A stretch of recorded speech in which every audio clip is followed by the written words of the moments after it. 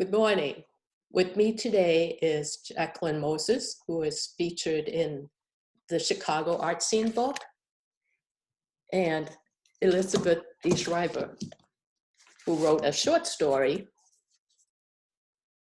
inspired by Jackie's painting. Jackie, can you show us your painting in the book? All right, this is the painting that I did when I was traveling through European countries. And in every little town, big city, etc., I always found remnants in the 90s from the Second World War. Every little town had a cemetery with people from the Second World War and little dedications to it. And I still saw them putting flowers there. So the memories were not lost. As you see how psychologically these wars are going to have effects on people, as they all do. Through all the paintings you have in your different art books that Crowwoods has published, this painting really grabbed me, but I wasn't quite sure why. It reminded me of places I'd seen in Europe. Specifically, I'd been to Bruges. It has the cobblestone streets, that type of architecture, but it also had a darkness to it. And I'm like, what is this? And then I saw what Jacqueline had woven into the cobblestones. The images of war, the gray shades were smokes and there were flames and there were explosions. That sense of war just seeping into the bones of a place. So in my story, the sight of this painting evokes a memory in an older woman of an experience she had during World War II, where she lived in a town in the Ukraine and she had a traumatic experience in a graveyard there. Linda, what made you choose James Oslin's painting, Garlic, for your short story? It reminds me incredibly of my husband. He is always coming into the kitchen when I'm cooking and saying, "Oh, that smells great. What is it?" And I inevitably say, "I'm not cooking anything yet. It's just the garlic and the oil." Let's backtrack a little to figure out how cooking with garlic end up with a story about relationship. My husband, actually, yesterday was his 91st birthday. But I wrote this in anticipation of his 90th birthday. And it was meant to be a birthday gift to him of people at a dinner party telling him what his impact on their life had been. And my writing goal was to sketch the secondary characters well enough so that my critique group felt that they were individuals. And that morphed into a very different story. In your story, Susan wanted to have children. Walt didn't act like he needed to worry about it. And that is the character I'm trying to portray, is someone self-centered. Otherwise, how could you possibly have a child next door and not say? And yet it doesn't feel like he is such an unusual character. I think there's a certain truth to that, and that I'm kind of the end of the line of women who were raised to make sure their husbands felt happy and they got what they wanted, and that's what mattered in the world, and that's how they were raised. Marriages had nothing whatsoever to do with equality or sharing or anything like it. And then the 70s happened and the world broke. And we started doing everything differently. And now here we are. There's a Me Too movement. That would have been just inconceivable back when I was growing up. I think you have to have lived through an era where every woman expected any man was gonna harass her. And it happened all the time. And we all had tricks of the trade for nicely saying no, sometimes not so nicely. That just was how it was. And Michelle Mitchell's painting, Moving Towards the Light, is very striking. How did that piece end up with a story about alcoholism? When I saw Michelle's picture, it inspired me to tell a story that had been percolating with me for a while, and it was the story about Gene, a man who is struggling to overcome some of his demons. And I saw Michelle Mitchell's painting as maybe a way to take Gene, who was in those circumstances, and move him to a better place. Now, as a writer, sometimes our stories take a slightly different direction.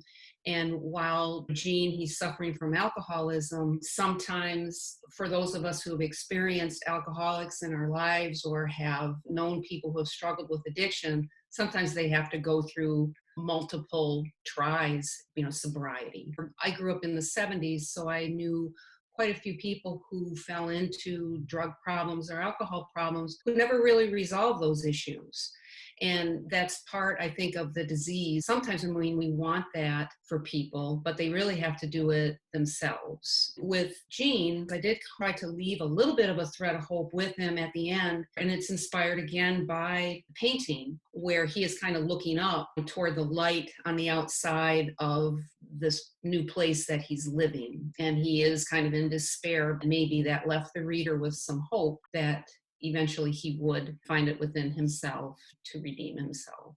I think sometimes within stories that I've written, I do leave people with some ambivalence. Sometimes that's how life is. You don't always know how someone's trajectory is going to go, especially if there are people with complex ways of dealing with the world or holding them back.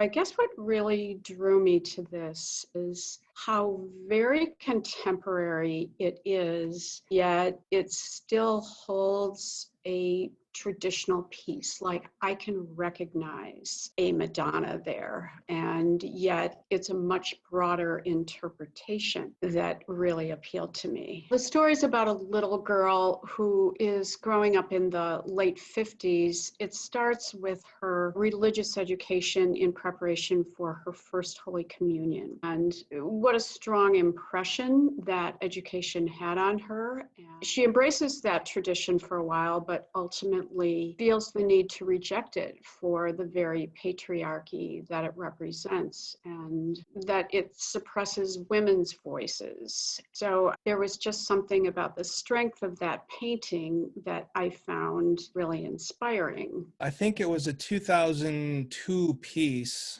I got the idea after 9/11. I wanted to fuse the Muslim and the Christian world in a much more peaceful, harmonious way. I was working at a daily newspaper at the time. This was one of the reporter's sister. I was still using film camera, so I would take 2 rolls maybe of film and set up my own light. And usually they'd be frontal or 3/4 view. I'd lay all the photos out and I would find that nuanced piece that I wanted and work from that.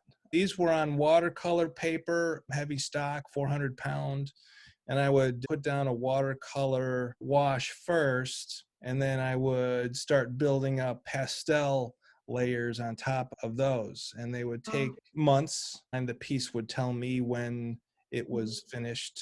Beth, what was the inspiration for Disappearing Act, and why did you use 3 images instead of 1 for the story?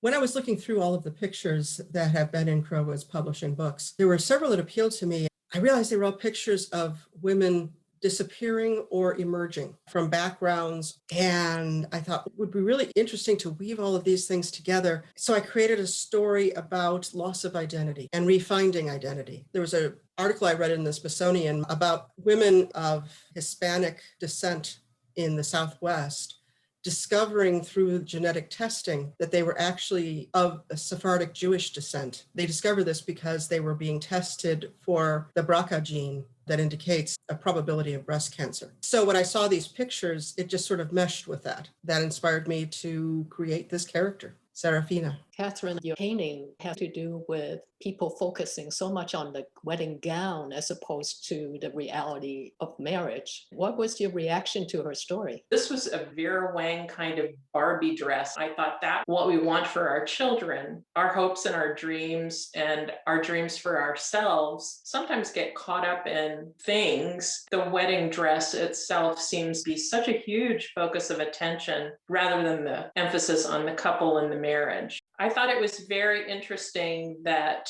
Serafina chooses to see that the dress might be a woman disappearing, and that kind of narrative was great. With all art viewing, we all bring our own experiences to something that we see visually. And I thought that that fit in very well with the other 2 pieces of art that were with the story. And I did see all of them as having to do with choosing women's roles. And I thought that was a wonderful fit. Susan, let's look at your painting in the story. You were talking about your painting reflecting something nostalgic in the past, whereas Beth's story has the character relating it to hidden identity, and the future. Were you surprised at the association? I always think of my work as kind of a Rorschach test for the viewer. And the same thing Catherine says, the viewer brings their own history. For me, it completes the communication. I love at an opening or something, just hearing how people respond. That piece, it's called Gift, and she's actually holding a little box and she's guessing and anticipation and mystery of it. In the story, she saw it maybe cancer, maybe it's a prescription or something. I thought, wow, I didn't see that, but I could see how she could say that. That was really interesting. One thing that I liked about Ivy, your project in general, was just having the writers pick a painting to put in the story. With my work, the reason that I use lace in the work is to create a limitation that makes it easier for me to get over. I have a lot of creative block. Each piece of lace takes paint differently, and it sets up a structure for me to work against. And I think with your project, if I was a writer, which I'm not at all, I would be drawn to that. Well, if you belong to a writer's group, they often have a prompt, and this is sort of like a prompt. I thought it was interesting, Ivy, when I was thinking about the concept that you had put out there for your authors, was the reverse of the usual situation. The story is written and then you go to an illustrator and have them do something for it. And I thought that was unique.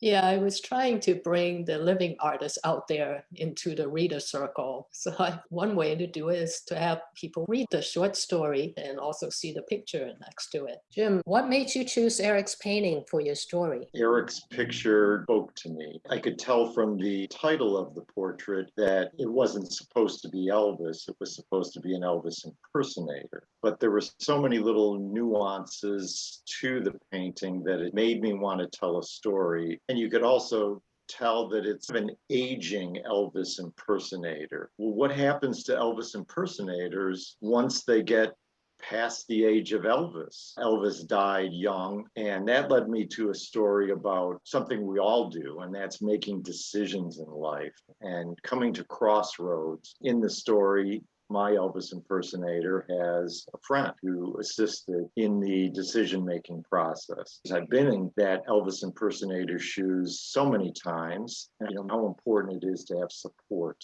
in making those decisions. Eric. Sorry. Yes, Ivy. What did you think of Jim's story based on your painting? I liked it very much. It did make me laugh, and I liked the relationship between the two characters in the story. Is there anything else you want to tell us about that painting? When you look at it, it's clearly an attempt to be Elvis. I did a few of these portraits of imitators and one of Santa Claus. Those portraits are really about imitation itself. When you talk about representational art, I think you have to talk about imitation. There's a source and then a copy of that source. Here's this guy who's representing Elvis, so he's a copy, and then I am imitating that. So there you have these layers of representation. We're both the same in a way.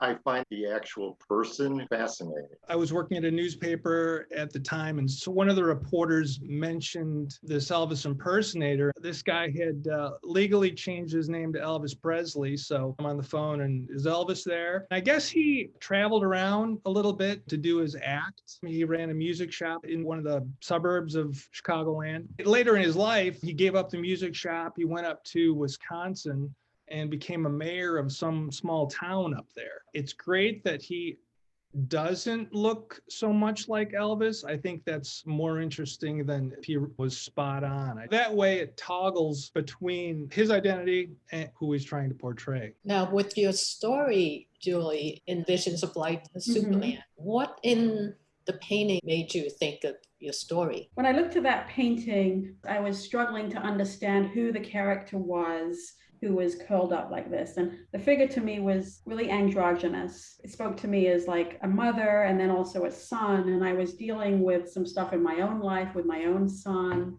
and dealing with some really hard things that have been going on with him. And I was struggling to articulate that. And this painting really showed me somebody in crisis, I think, but it was this kind of tension between the title and the desire to be a super mother and for the kid to be a super achiever, and then this crushing reality that was confining them. And those were the contradictions that first spoke to me and where the story came from. Now, Sandra, your painting is based on some kind of story also. It was inspired by a friend and neighbor I was close with, and she discovered that she had a brain tumor. It was just crushing the way that she was just this beautiful, intelligent, amazing woman. And within a few months, she lost everything, her ability to talk, to walk. At the same time, I felt like she was amazingly strong through it all. How did you come up with the title Superman for it? I just felt like she was Superman. You know, the way she handled it, she was Superman to me. Paco, your story seems to capture the otherworldliness in Bruno's painting, even to the point that you have the prediction written out in Old English. How yeah. did you come up with the story? The predictor and the will starts with an old manuscript that is supposedly 500-600 years old, but it talks about the life of the person in the present. I like discovering that there is a destiny that you don't know about. Today, we all have this conception that we're master of our own will. I'm not sure that that's true. Partly it was my experience when I was in Argentina. One day, my wife was accused, but they came after a friend of ours who was in the same union that she was. They disappeared him and killed him. That afternoon, we decided to leave the country. Within 2 weeks, I was in another country and we had no future. So destinies are kind of a thing of mine.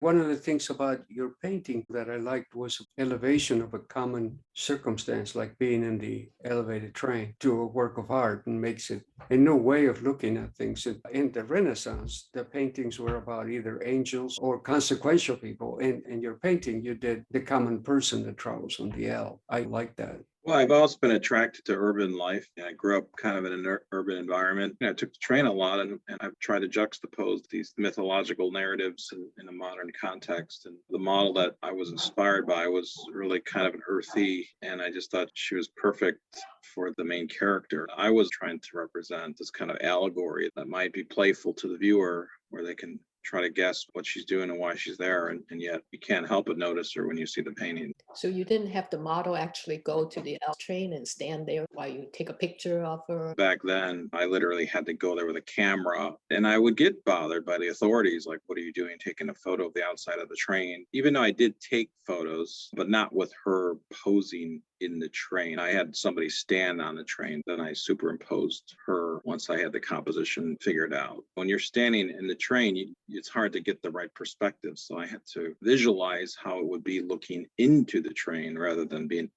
in the train itself. The head of the last woman on the right brings the eye into the main figure, the one in yellow, and it's very much a Renaissance composition. The composition is very, very well done. Thank you. I spent a lot of time composing because I want the eye to keep moving. I'm directing or choreographing this scene the way I want people to see it. So that's definitely a very big part of what I really, truly enjoy doing. Joanne, you were Mary's neighbor, so you know the girl in that painting, right? It was Mary's daughter. The portrait was a character in the story. For some reason, I dragged in memories of my Italian grandmother, my Italian mother. We're also Italian friends of my mother, especially the one I call Mrs. Bernardo. She was like a second mother to me, and especially in the Italian culture, as it was quite a few years ago, the eldest child or the unmarried child was expected to stay with the mother if she were a widow and take care of her, drive her everywhere, treat her like a queen. My mother, fortunately, was not like that, but my grandmother most certainly was. To see that the portrait was actually part of the story in such an unusual way. You have to read the story because it's not what you think it would be. I'm from a family with 3 girls, and so there's always that kind of dynamic. And I just thought she nailed it. Now, Mary, you painted your daughter more than once, is that right? I did start painting her soon after she was born, and I have a portrait for almost every 2 years of her life. Then she moved to Germany, and so I couldn't get at her. I was on a mission to show young children and women as something very important. I felt like women and children in the museums were always portrayed a little bit flowery and not with any sign of intellectual importance.